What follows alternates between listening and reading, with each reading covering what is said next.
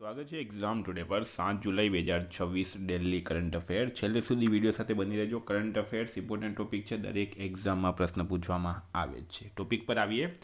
Question number 1 છે, હાલમાં વિશ્વ ગ્રામીણ વિકાસ દિવસ ક્યારે મનાવવામાં આવ્યો? તો દર વર્ષે મિત્રો 6 જુલાઈએ વિશ્વ ગ્રામીણ વિકાસ દિવસ મનાવાય. 6 જુલાઈએ બે ઇમ્પોર્ટન્ટ ડેટ છે, બરાબર. એક છે વિશ્વ જુનોટિક્સ દિવસ, એ પણ મનાવવામાં આવે છે 6 જુલાઈએ. હાલમાં 2 દિવસીય બ્રિક્સ ડ્રગ વિરોધી એજન્સીઓના પ્રમુખોની બેઠકોનું આયોજન કોણ કરી રહ્યું છે? તો મિત્રો આ બેઠકનું આયોજન ભારત કરી રહ્યું છે અને ભારતની અંદર આ બેઠકનું આયોજન ગુવાહાટી ખાતે કરવામાં આવ્યું હતું, અસમના પાટનગર, બરાબર.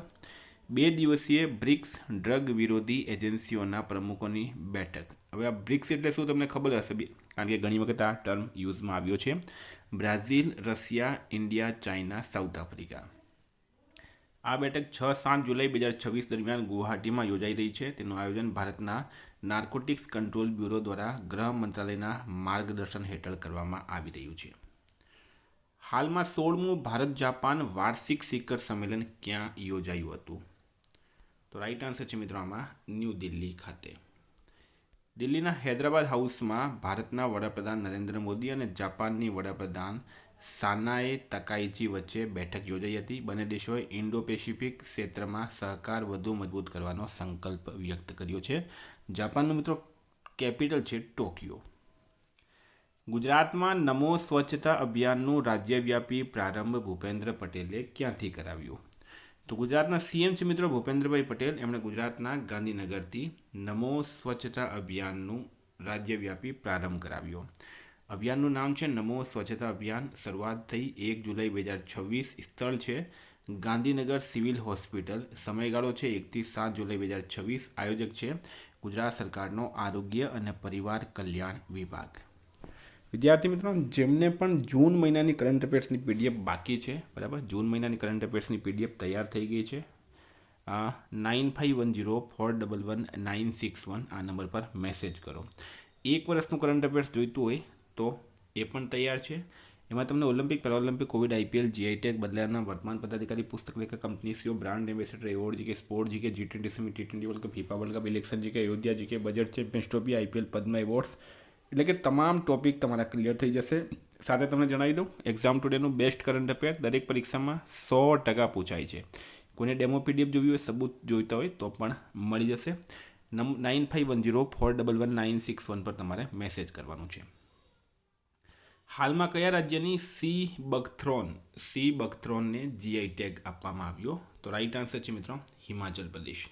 જો આ સી બકથ્રોન જે છે મિત્રો એ -40 ડિગ્રીમાં થાય છે. એના પહેલાં લદ્દાખમાં આ સી બકથ્રોન જે છે એને જીઆઈ ટેગ મળ્યો હતો. હવે આ હિમાચલ પ્રદેશનું સી બકથ્રોન છે. હિમાચલ પ્રદેશના સ્પીતિ વિસ્તારમાં આને ચામ્મા તરીકે પણ ઓળખવામાં આવે છે. લાહૌલ સ્પીતિમાં થાય છે, ચામ્મા તરીકે પણ ઓળખવામાં આવે છે. જીઆઈ ટેગ આપવામાં આવ્યો છે. આ જીઆઈ ટેગ હિમાચલ પ્રદેશના કુલ 8 નવા પરંપરાગત ઉત્પાદનોને મળ્યો. હવે 8 કયા કયા છે એ પણ તમને જણાવી દઉં મેં.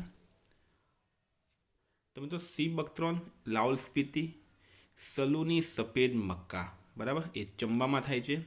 ચંબા મેટલ આર્ટ એ પણ ચંબામાં થાય છે. સિરમુરી લોહિયા એ સિરમોર જિલ્લામાં થાય છે. કિન્નોરી ટોપી એ કિન્નોર જિલ્લામાં થાય છે. કિન્નોરી એપલ એ પણ કિન્નોર જિલ્લામાં થાય છે. કિન્નોરી જ્વેલરી એ પણ કિન્નોર જિલ્લામાં થાય છે. અને એક છે મિત્રો સેપુવડી, એ મંડી જિલ્લામાં થાય છે. હાલમાં ભારત અને કયા દેશ વચ્ચે દ્વિપક્ષીય રોકાણ કરાર અમલમાં આવ્યો? ભારત અને કયા દેશ વચ્ચે દ્વિપક્ષીય રોકાણ કરાર અમલમાં આવ્યો? રાઈટ આન્સર છે મિત્રો આમાં ઇઝરાઇલ. અહીંયા મિત્રો ઇઝરાઇલ કરી દેજો તમે, બરાબર, ઇઝરાઇલ દેશ છે ઇઝરાઇલ. કરાર છે બાયલેટરલ ઇન્વેસ્ટમેન્ટ એગ્રીમેન્ટ. હસ્તાક્ષર થયા હતા મિત્રો 8 સપ્ટેમ્બર 2025ના રોજ અને અમલમાં આવ્યો છે 4 જુલાઈ 2026ના રોજ. રોકાણમાં વધારો, રોકાણકારોની સુરક્ષા અને દ્વિપક્ષીય આર્થિક સંબંધોને મજબૂત બનાવવું. હાલમાં મહિલા T20 વર્લ્ડ કપનો ખિતાબ કોણે જીત્યો? તો રાઈટ આન્સર છે મિત્રો આમાં ઓસ્ટ્રેલિયા દેશે, બરાબર. ઓસ્ટ્રેલિયાએ જીત્યો છે મહિલા T20 વર્લ્ડ કપનો ખિતાબ. આઈસીસી મહિલા T20 વર્લ્ડ કપ 2026 ઓસ્ટ્રેલિયા જીત્યો. ઉપવિજેતા ટીમ બની ગઈ છે ઇંગ્લેન્ડ. ફાઇનલ ક્યાં રમાઈ હતી? તો લોર્ડ્સમાં. પ્લેયર ઓફ ધ મેચ બની છે મિત્રો બેથ મુની, એ ઓસ્ટ્રેલિયાની છે. પ્લેયર ઓફ ધ ટુર્નામેન્ટ બની છે બેથ મુની, એ પણ ઓસ્ટ્રેલિયાની છે. ઓસ્ટ્રેલિયાએ 7 વિકેટથી આ મેચ જીતી હતી અને મિત્રો 7મો રેકોર્ડ ખિતાબ જીત્યો છે ઓસ્ટ્રેલિયાની મહિલા ટીમે. દિલ્હી યુનિવર્સિટીના કુલપતિ તરીકે બીજા 5 વર્ષના કાર્યકાળ માટે કોની ફરીથી નિમણૂક કરવામાં આવી? તો યોગેશ સિંઘની. હાલમાં કેઇકો ફુજીમોરી કયા દેશના રાષ્ટ્રપતિ તરીકે સત્તાવાર રીતે ચૂંટાયા છે? તો પ્રશ્ન છે મિત્રો કેઇકો ફુજીમોરી કયા દેશના રાષ્ટ્રપતિ? તો રાઈટ આન્સર છે મિત્રોમાં પેરુ. બરાબર, પેરુના રાષ્ટ્રપતિ તરીકે ચૂંટાયા છે. એથ્લેટિક્સ ઇન્ટિગ્રિટી યુનિટે જાહેર કરેલી યાદી મુજબ ડોપિંગ કેસોમાં કયો દેશ ટોપ પર રહ્યો છે? પ્રશ્ન છે મિત્રો એથ્લેટિક્સ ઇન્ટિગ્રિટી યુનિટે જાહેર કરેલી યાદી મુજબ ડોપિંગ કેસોમાં કયો દેશ ટોપ પર રહ્યો? એટલે કે સૌથી વધારે ડોપિંગના કેસ કયા દેશમાં ઝડપાયા? તો મિત્રો આમાં ભારત રાઈટ આન્સર છે. 162 ભારતીય ખેલાડીઓ અને સહાયક કર્મચારીઓ ડોપિંગ અથવા સંબંધિત નિયમોના ઉલ્લંઘન બદલ પ્રતિબંધ હેઠળ છે. ભારત બાદ આ યાદીમાં કેન્યા અને રશિયાનો ક્રમ આવે છે. ભારતના સીજેઆઈ સૂર્યકાંતે સુપ્રીમ કોર્ટ કાનૂની સેવા સમિતિના અધ્યક્ષ તરીકે કોને નિયુક્ત કર્યા? તો રાઈટ આન્સર છે જસ્ટિસ BV નાગરત્ન. એમને સુપ્રીમ કોર્ટની જે લીગલ સર્વિસ એડવાઇઝરી છે મિત્રો એના અધ્યક્ષ બનાવવામાં આવ્યા છે. સંયુક્ત રાષ્ટ્રના ટકાઉ વિકાસ લક્ષ્યાંક સૂચકાંક, ટકાઉ વિકાસ લક્ષ્યાંક સૂચકાંકમાં ભારત 167 દેશોમાં કયા ક્રમે છે? તો મિત્રો ભારત છે આમાં 94માં ક્રમે. સંયુક્ત રાષ્ટ્રના સસ્ટેનેબલ ડેવલપમેન્ટ રિપોર્ટ અનુસાર ભારત 167 દેશોની યાદીમાં 94મો ક્રમ મેળવ્યો છે અને ભારતનો સ્કોર 100માંથી 68.3 છે. વર્ષ 2015થી ભારતનું રેન્કિંગ 18 સ્થાન સુધર્યું, પરંતુ હજુ પણ ઘણા મુખ્ય ક્ષેત્રોમાં પડકારો બાકી છે.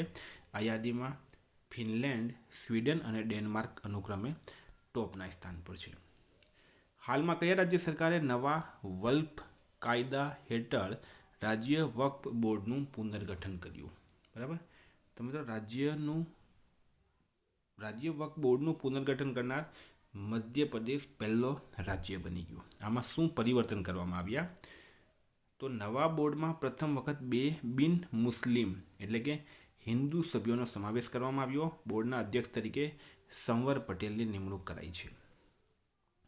હાલમાં કયું airport eat right campus certification મેળવનાર ભારતનું પ્રથમ એરપોર્ટ બન્યું? તો રાઈટ આન્સર છે ચૌધરી ચરણસિંહ એરપોર્ટ.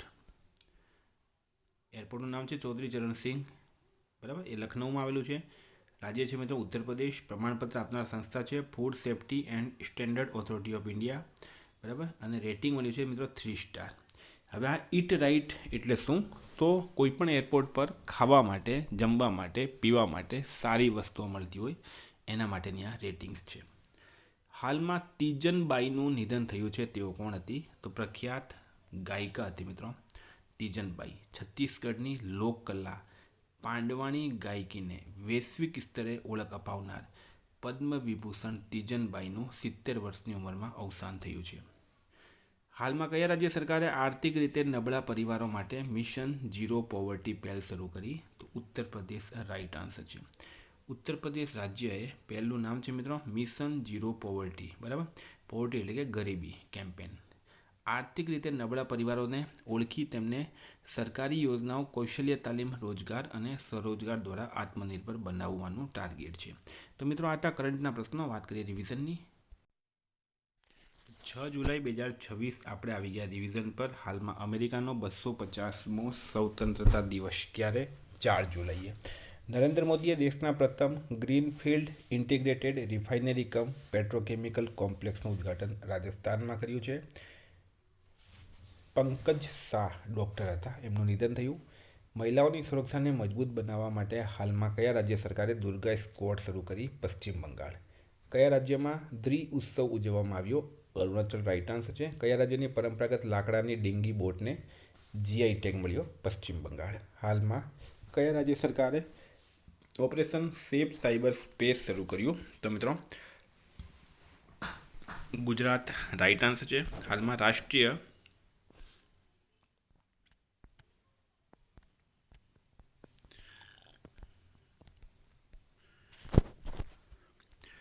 રાષ્ટ્રીય માર્ગ સલામતી બોર્ડના અધ્યક્ષ નીતિન રમેશ ગોકર્ણ બન્યા.